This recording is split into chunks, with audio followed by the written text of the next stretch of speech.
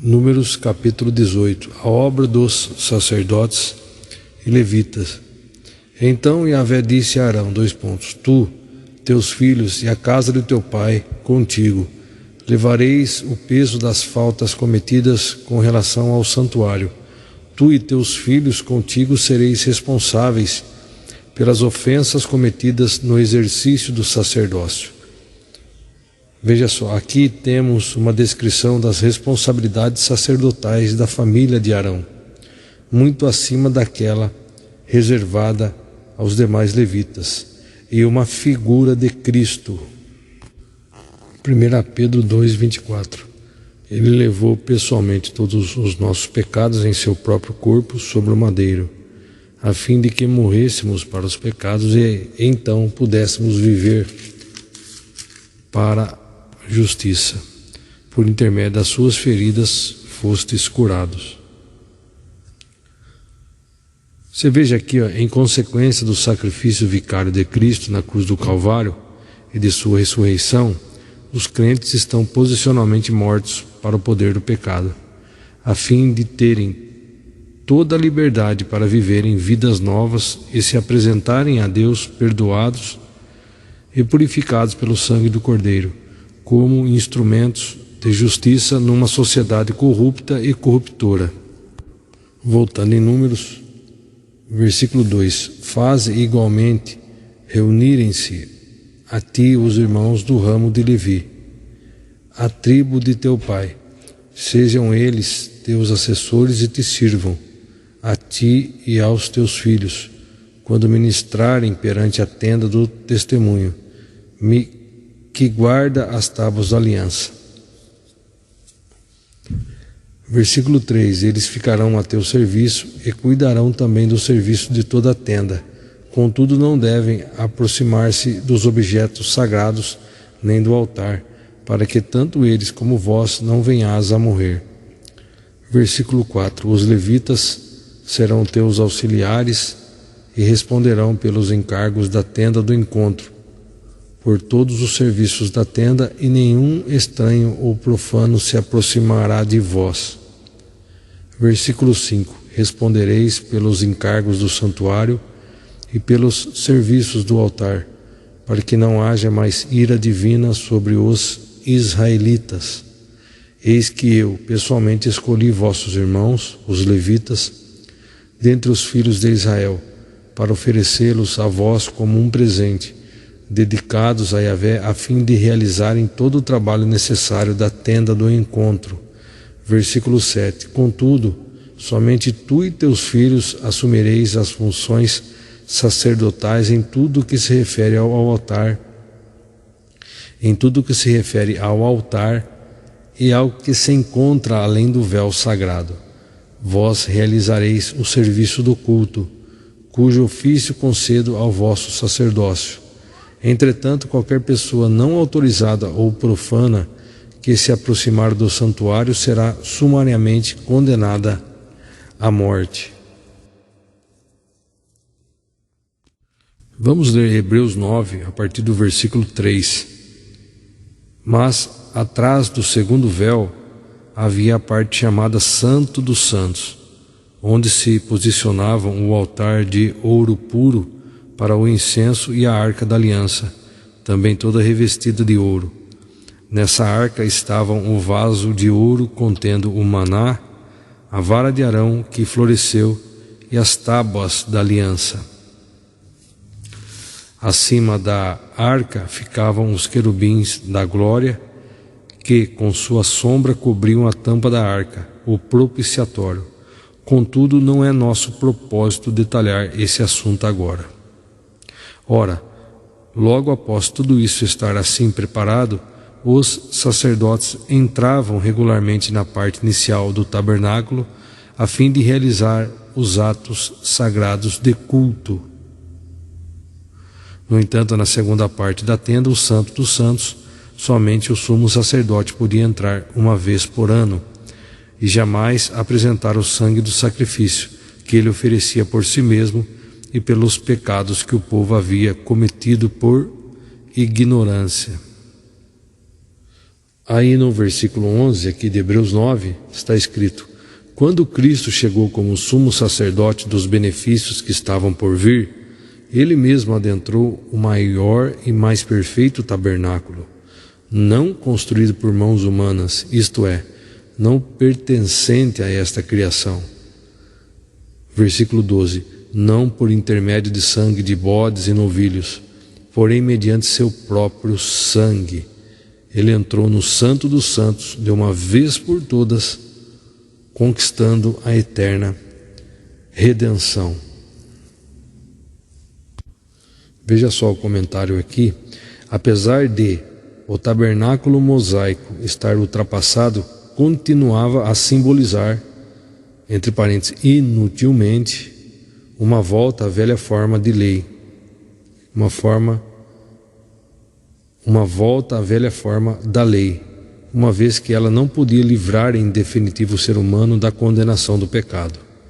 Os sumos sacerdotes levíticos tinham de repetir todos os anos as cerimônias de purificação, mas Cristo ofereceu o sacrifício eficaz, pleno, único e eterno. Depois de obter a eterna redenção, subiu e adentrou o perfeito santuário celestial. Voltando em Números, nós lemos o versículo 8.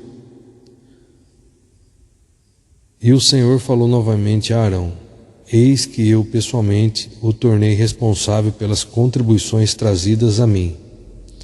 Todas as ofertas sagradas que os israelitas me consagrarem, eu as concedo como porção a ti e a teus filhos. Versículo 9: das ofertas santíssimas tereis a parte que é poupada pelo fogo, que é poupada do fogo, dentre todas as oferendas que me trouxerem para consagrar como ofertas santíssimas, sejam oblações, ofertas de cereais, seja expiação de pecados, seja de sacrifício de reparação, tal parte pertencerá a ti e a teus filhos. Vós vos nutrireis somente de alimentos santíssimos. Todos os do sexo masculino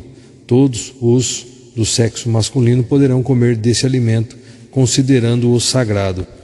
Versículo 11: de igual modo concedo a ti e a teus filhos e filhas, por decreto perpétuo, as contribuições que lhes cabe de todas as ofertas dos filhos de Israel, e que devem ser ritualmente movidas. Todas as pessoas da tua família que estiverem cerimonialmente puras poderão comê-las. Versículo 12: todo o melhor do azeite, todo o melhor do vinho novo e do trigo, essas primícias que oferecem a Yahvé, concedo-as a ti. Versículo 13: todos os primeiros produtos das suas colheitas que trazem a Yahvé te pertencerão. Todo aquele que estiver puro na tua casa poderá comer dele. Tudo aquilo que em Israel for anátema, consagrado a Deus, será para ti. Versículo 15: todo primogênito que se traz ao Senhor te pertencerá. Tudo aquilo que procede de um ser de carne, homem ou animal, tu, porém, farás resgatar o primeiro filho do homem e, igualmente, farás resgatar toda a primeira cria de animais impuros. Estes voltarão mediante pagamento a pertencer à pessoa que os ofereceu. Versículo 16: o pagamento do resgate pelos meninos deverá ser feito a ti quando eles tiverem 1 mês de idade, e o valor do resgate será equivalente a 5 barras de prata, pesando cerca de 60 gramas no total, de acordo com o peso padrão do santuário, em que o ciclo corresponde a 12 gramas por barra de prata ou 20 gerás. Versículo 17: contudo não resgatarás a primeira cria de uma vaca, de uma ovelha ou de uma cabra. Derrama o sangue delas sobre o altar e queima sua gordura como uma oferenda preparada no fogo, de aroma aprazível a Yahvé. Versículo 18: a carne desses animais te pertencerá, assim como o peito que será apresentado como oferta movida e a coxa direita. Versículo 19. A partir de agora estou entregando a ti, a teus filhos e a tuas filhas, como decreto perpétuo, todas as ofertas especiais que os israelitas me oferecerem. Esta é uma aliança de sal perene e inquebrantável, que eu, Yahvé, estabeleço para ti e para todos os teus descendentes. A parte dos levitas. Versículo 20. Disse ainda o Senhor a Arão, Tu não terás herança, nem propriedade alguma na terra deles, e nenhuma parte haverá para ti no meio dos israelitas. Eu sou a tua parte e a tua herança no meio dos filhos de Israel. Versículo 21. Eis que os filhos de Levi dou por herança todos os dízimos arrecadados em Israel, em compensação por seus serviços, isto é, o serviço devocional que fazem por meio do seu trabalho na tenda do encontro. Hebreus 7, 5. Ora, os que dentre os filhos de Levi receberam o sacerdócio têm o mandamento de recolher, de acordo com a lei, os dízimos do povo, isto é, dos seus irmãos, ainda que tenham todos estes descendido de Abraão. Voltando em Números, agora, versículo 22, dando continuidade. De agora em diante, os demais israelitas não se aproximarão jamais da tenda do encontro, porquanto isso seria um grave pecado que culminaria com a morte dos transgressores. Versículo 23. É, portanto, dever dos levitas fazer todo o serviço na tenda do encontro e assumir a responsabilidade por todos os erros e ofensas que cometerem.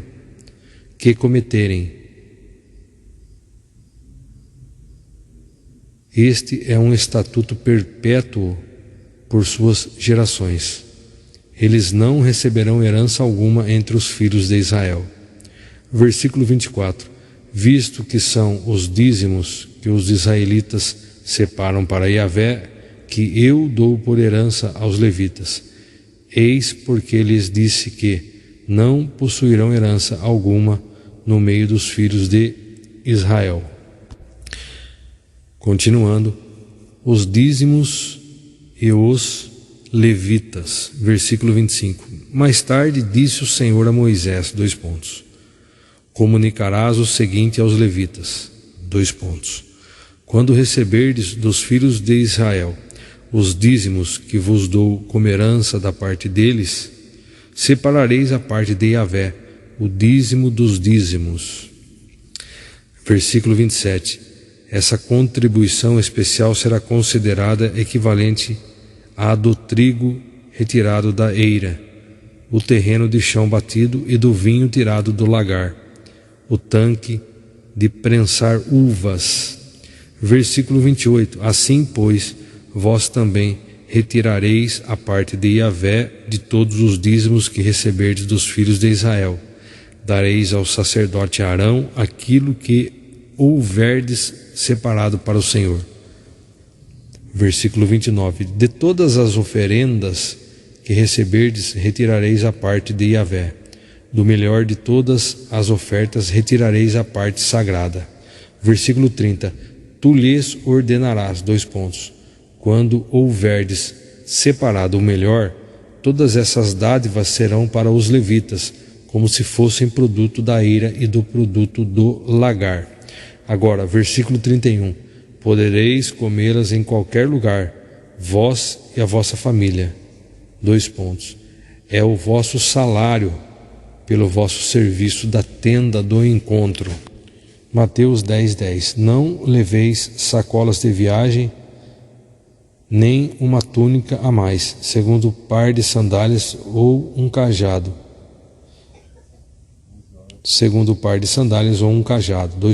Pois digno é o trabalhador do seu sustento. Lucas 10:7.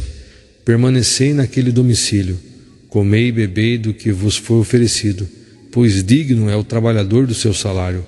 Não andeis a mudar de casa em casa. Veja aqui o comentário. Ordem de Jesus citada em 1 Timóteo 5,18 como escritura, numa indicação clara de que o livro de Lucas já era considerado inspirado, entre parênteses canônico. Os líderes cristãos devem receber justo sustento de todas as suas necessidades. Entretanto, não devem mudar de casas, igrejas ou comunidades. Mudar de casas, abre parênteses, igrejas ou comunidades, fecha parênteses, apenas por interesses materiais ou de melhor remuneração. 1 Coríntios 9, 13. Não sabeis vós que os que prestam serviços sagrados se alimentam com o que pertence ao templo e que os que servem diante do altar participam do que é oferecido no altar? Assim o Senhor também ordenou aos que proclamam o Evangelho que igualmente vivam do Evangelho. Você veja o comentário aqui. Geralmente, os ministros da igreja nos primeiros séculos recebiam sustento integral. O apóstolo Paulo, entretanto, preferiu sustentar-se por meio do trabalho manual, que, como todo judeu da sua época, aprendeu quando adolescente, com o principal objetivo de evidenciar sua integridade e desprendimento em relação à obra do Senhor, evitando que os críticos o acusassem de qualquer interesse financeiro ou material. Os cristãos de Corinto entenderiam bem a ilustração de Paulo ao se referir aos que trabalham no templo, não apenas por conhecerem o Antigo Testamento. Números 18, 8 ao 20. Mas, pelo fato da prática comum nos templos pagãos dos gregos e romanos. E também 1 Timóteo 5, 18, aqui leremos. Porquanto afirma a Escritura, dois pontos. Não amordaces a boca do boi quando estiver debulhando o cereal, e ainda digno é o trabalhador do seu salário. Veja só, Paulo cita o Antigo Testamento,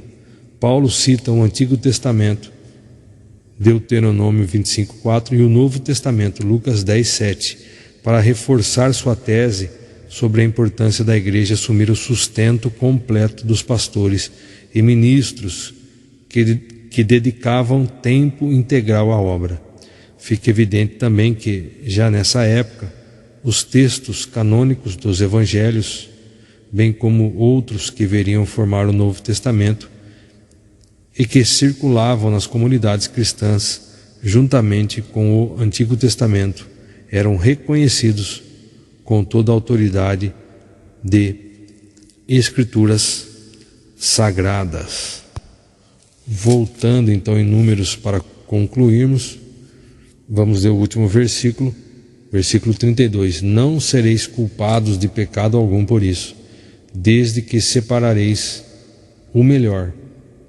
Não profanareis os bens e ofertas consagradas pelos filhos de Israel, a fim de que não venhas a pecar e morrais. Então, muito bem, nós concluímos a leitura de Números, capítulo 14. Todas as nossas dúvidas nós encontramos resposta aqui na Palavra de Deus. Por isso nós somos instruídos diariamente a ler as Escrituras, procurar entender e colocar em prática em nossa vida diária.